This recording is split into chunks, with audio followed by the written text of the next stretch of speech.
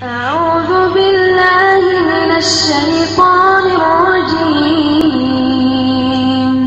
بسم الله الرحمن الرحيم. Assalamualaikum warahmatullahi wabarakatuh. Di dalam surah An-Nur ayat 27 hingga 29 ini, ayat ini menerangkan kepada kita tentang adab atau cara apabila kita hendak memasuki rumah seseorang.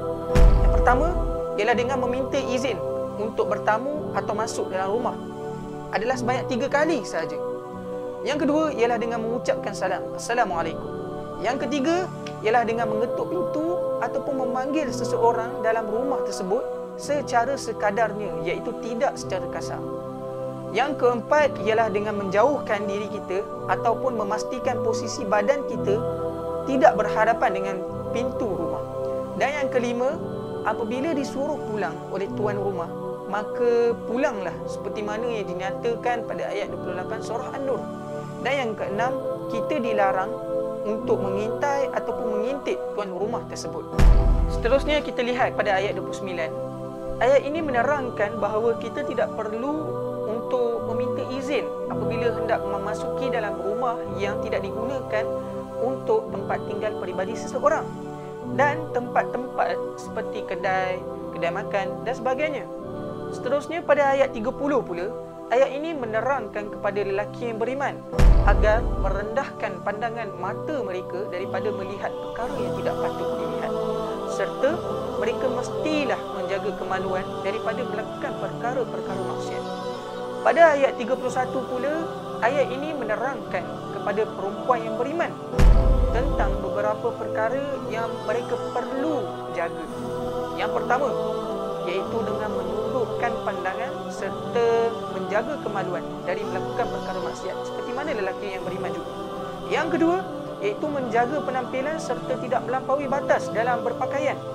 Yang ketiga, iaitu memakai tudung sehingga menutupi dada mereka. Yang keempat, iaitu menjaga penampilan mereka serta tidak menampakkan aurat dan juga perhiasan mereka, melainkan kepada yang dibenarkan sahaja, iaitu 12 golongan yang dibenarkan seperti mana yang dinyatakan dalam ayat tersebut. Yang kelima, iaitu mereka tidak boleh menghentakkan kaki mereka sampai berbunyi perhiasan kaki mereka sehingga menarik perhatian lelaki lain. Seterusnya kita beralih kepada ayat 32 surah An-Nur. Ayat ini menceritakan tentang anjuran berkahwin bagi kaum lelaki untuk mengahwini wanita yang bersendirian, yakni yang bermaksud tidak berkahwin lagi, bujang, janda ataupun duda.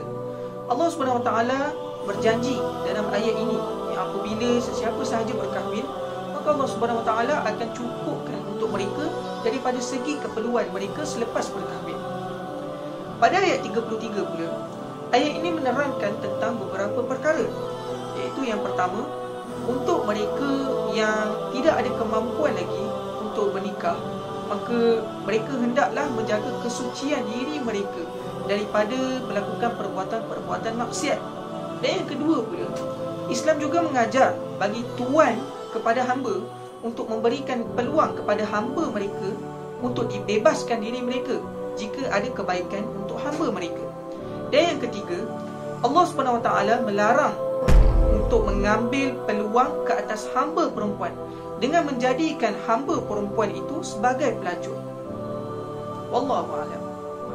Menurut ayat 34 surah An-Nur, Allah menurunkan Al-Quran yang memberi penerangan dan terkandung hukum-hukum. Menurut tafsir Zilal Al-Quran, kumpulan ayat yang jelas dan tidak meninggalkan sebarang kekeliruan. Hukum yang terkandung selaras dengan urasan yang menggabungkan hati manusia dengan Allah Subhanahu Wa Taala. Seterusnya, Allah berfirman dalam surah An-Nur ayat 35, di mana kita dapat lihat bahawa Allah Subhanahu Wa Taala ialah pemberi cahaya sama ada hifzi ataupun maknawi kepada langit dan bumi, iaitu hidayah. Maknanya di sini menurut tafsir Ibn Katsir mengatakan bahawa Abu Ja'far Ar-Razi meriwayatkan daripada Ubay bin Ka'ab, ia berkata tentang firman Allah, Allah memberi cahaya kepada langit dan bumi, iaitu orang mukmin yang Allah resapkan keimanan dan Al-Quran ke dalam dadanya. Lalu Allah menyebut pemisalan tentangnya. Selain itu juga Ibn Katsir juga mengatakan bahawa ayat Nurun ala Nur itu diumpamakan dengan cahaya Al-Quran dan cahaya iman. cahaya ini ada 5, iaitu perkataan itu adalah cahaya, amalnya ialah cahaya, tempat masuknya adalah cahaya, tempat keluarnya adalah cahaya, dan tempat kembalinya juga adalah cahaya, yakni syurga. Seterusnya kita lihat Allah Subhanahu Wa Taala juga menyebut di hujung ayat, Allah membuat perumpamaan kepada manusia mengenai bertambahnya hidayah mereka hendaklah sesuai dengan keperluan mereka. Hal ini kerana perumpamaan itu boleh menjadikan fikiran lebih terbuka untuk menerima kebenaran dan membuatkan jiwa lebih damai. Seterusnya kita lihat dalam ayat 36 hingga 38. Dalam ayat 36 ini Allah menyebut mengenai rumah-rumah, yakni masjid, iaitu tempat hamba-hambanya, iaitu umat Islam beribadat dan bertasbih kepadanya pada waktu pagi dan waktu petang. Dalam konteks ini juga Allah Subhanahu Wa Taala juga menjelaskan orang yang mendapat hidayah dengan cahaya itu. Dalam tafsir Al-Munir menyatakan Allah Subhanahu Wa Taala menyebut tentang cahaya yang merupakan jalan untuk mendapat hidayah. Di sini ditunjukkan gambaran orang dan atau siapakah yang dapat mengambil manfaat daripada hidayah tersebut. Selain itu, dalam ayat 37 menurut Ibn Katsir mengatakan bahawa melalui firman Allah Subhanahu Wa Taala, iaitu tidak dilalaikan oleh perniagaan dan tidak pula oleh jual beli dari mengingat Allah, yakni mengerjakan solat fardu. Seterusnya, dan menurut Ibn Katsir juga melalui ayat 38, yakni pada hari kiamat yang membuat hati dan penglihatan tergoncang kerana rasa takut yang sangat dan keadaan yang sangat mengerikan.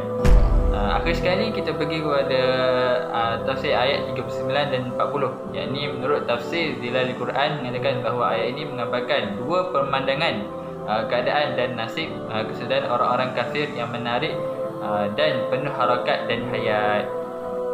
Baiklah, kita mulakan dengan ayat 41 yang kira-kira bermaksud, tidakkah kamu tahu bahawa seluruh penduduk langit dan bumi bertasbih kepada Allah Subhanahu Wa Taala, juga burung-burung yang terbang bertasbih kepada Allah Subhanahu Wa Taala, dan mereka tahu bagaimana untuk bertasbih.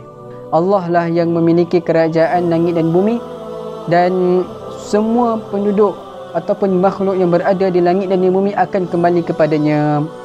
Seterusnya ayat 43, yang mana saya ambil daripada tafsir Hamka.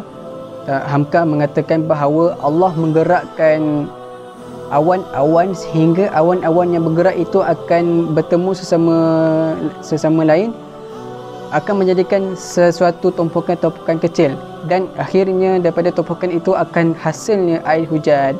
Air hujan tersebut akan turun kepada negeri ataupun tempat yang Allah ingin tujukan, dan Allah mengatakan bahawa Allah menggantikan, menggilirkan malam dan siang.